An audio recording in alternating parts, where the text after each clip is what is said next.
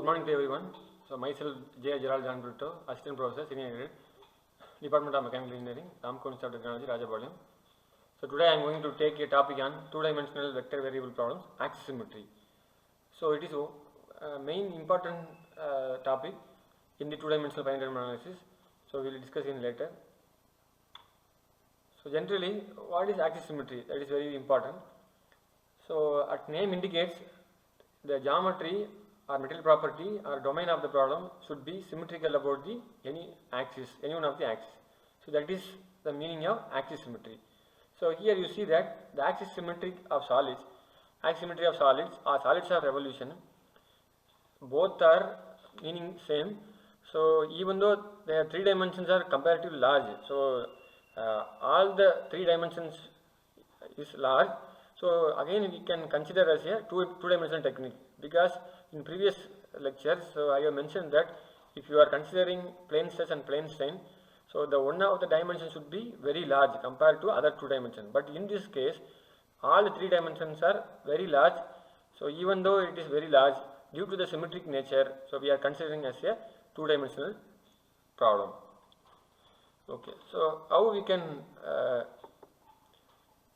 clarify the axis symmetry techniques. So here you see that, so this is the three-dimensional object. You can see the entire configuration.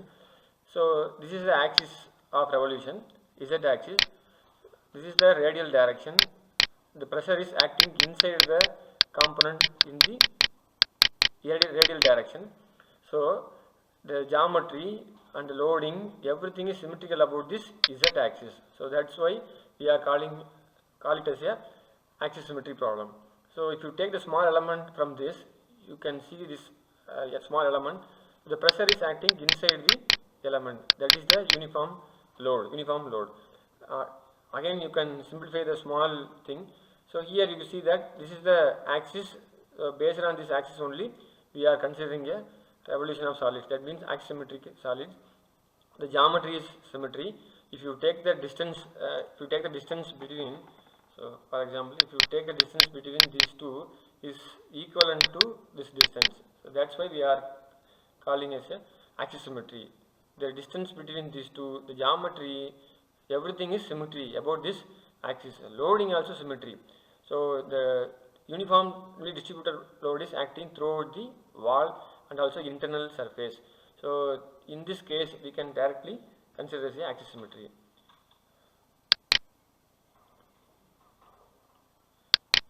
Okay.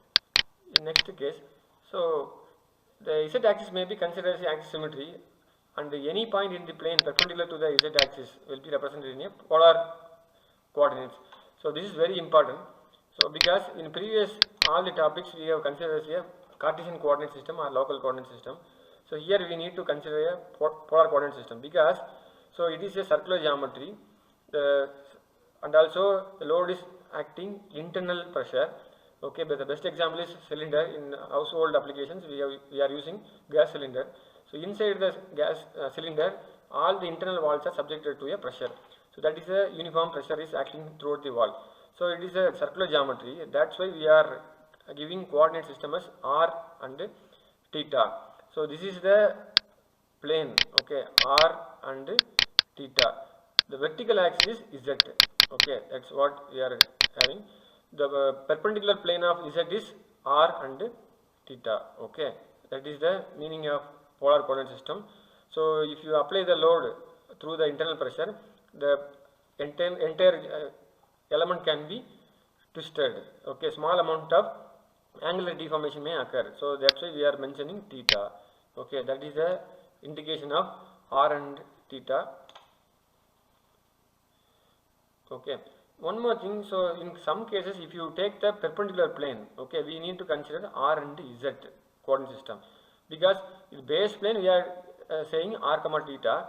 If you take the small element portion of this, see here you see that r and z. Okay, this is vertical. If you take the vertical cut over the plane, if you cut this geometry in the vertical direction, you will get r and z plane. The top of the surface, it may be considered as a r and theta coordinate system. Okay, so next thing, what are the basic application of the axis symmetry component? So any symmetrical object comes under the axis symmetric element. So in this case, so submarine hull, okay, pressure vessel. So here if you cut this geometry at the center of the axis, at any axis, so the both geometry should be symmetry. So the same blade will be present in the other sides also. Here it is not shown. So here you can see, if you cut this solid like this, both geometry is symmetry. Internal pressure also symmetry. Here also symmetry. You can, if you take the rocket casing, if you consider the vertical axis, both geometry in left hand side, right hand side is symmetry. Internal pressure also symmetry. Okay, everything is symmetry. Okay, here the chimney is another example. So here it has been shown in the cut section view. So internal, there will be a pressure in terms of hot air or steam, whatever may be. So the structure is symmetry, okay, with respect to the vertical axis. Boiler also symmetry with respect to the any one of the reference axis. Okay, if you take this reference axis, so the upper portion and also lower portion is symmetry about the horizontal axis. Okay, this is the major application of axis symmetry component. Okay, so this is very important key point. So everyone should remember this point. Okay, so how we can define the axis symmetry? Okay, that is a condition for a problem to be axis symmetry. First condition, the boundary conditions. So that is very important. Boundary conditions and material property can be as a symmetric in nature. Okay, in second case, okay, if you come to the second case, the problem domain. Okay, the problem domain must be symmetry. Okay, the problem domain is nothing but, so if you consider a fluid like a CFD problem, yes, it should be a symmetry in nature. Okay, if you apply any pressure throughout the entire wall, it should be symmetry. The uniform pressure should be applied. Okay, you should not vary the pressure at each and every point. So that is the meaning of problem domain. So it is symmetry. Okay. Next case, the loading condition. Okay, that is the same, similar to the previous point also. The loading condition, in specific, we are giving load at the internal wall. Problem domain is CFD domain. Okay, it should be a CFD domain. It should not be a structural domain. Okay, it is also another meaning of problem domain. You should not consider any structural problem or thermal problem, whatever may be. If you are considering CFD, yes, it is a CFD.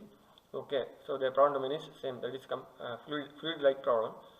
So load conditions. Okay, again pressure is uniform throughout the entire wall. Okay, entire thickness of the wall. So these three conditions are essential while defining the axis symmetry. Okay. So next thing is, so based on the internal pressure, okay, internal load, so it may generate the stresses. Okay, so what are the major stresses acting in the axis symmetry element? So we will see one by one. So here there are 4 stresses will be created. Even though it is a 2-dimensional geometry, you will have 4 geometric stresses. Okay, so if you take the 2-dimensional category, so there are 2 stresses, so sigma x, okay, sigma y, so here sigma y, in addition to that tau xy, shear stress. Okay, these are the normal stress, sigma x, sigma y, in addition to the shear stress. Okay, these 3 elements are must in the case of axis symmetry. This sigma x, instead of sigma x, we are treating as a sigma r. Sigma y is nothing but sigma z, okay, radial direction and axial direction. Okay, sigma y. This shear stress indicate the tau r z. This is shear stress. What about the angular stress? So due to the internal pressure, the entire body tends to rotate. That means radial displacement will occur. So that will create a radial stress. Okay. So these are the very essential thing. So here it will detailedly mention radial stress, tangential stress, axial and shear stress on 2-dimensional case. Here it is clearly mentioned. So whatever I have mentioned in the 2-dimensional case, once again I repeat it.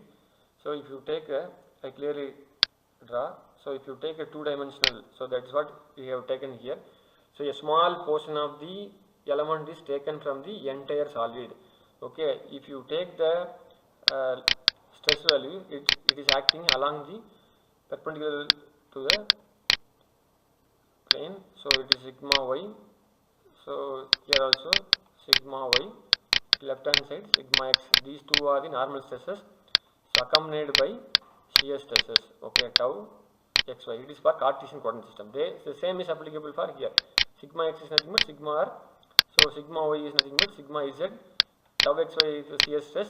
So this radial, the tangential stress is acting due to the rotation of this radial deformation. Okay. So this is the basics behind the axis symmetric element. So in this portion I conclude the entire session. Okay, thank you. So this is the overall structure of our college. So you can see the infrastructure through our website, or you can directly come and inquire about our infrastructures and facilities, everything. So currently admission is going on due to the corona lockdown period. So we are opening the online application form through our website. So this RIT, if you enter through rjpm.ac.in, so you may know about the major facilities available in each and every department, what is currently going on. So we are conducting international conference through online mode, and also we are conducting more webinar series. So it may be useful for in the relevant fields. So yeah, all the departments are conducting regular basis. So and also we are taking online courses for the students, and continuously we are monitoring the students. So you can call through this mobile phone also for any inquiry. Okay, or otherwise you can visit in person. Okay, admission related queries. Okay, thank you.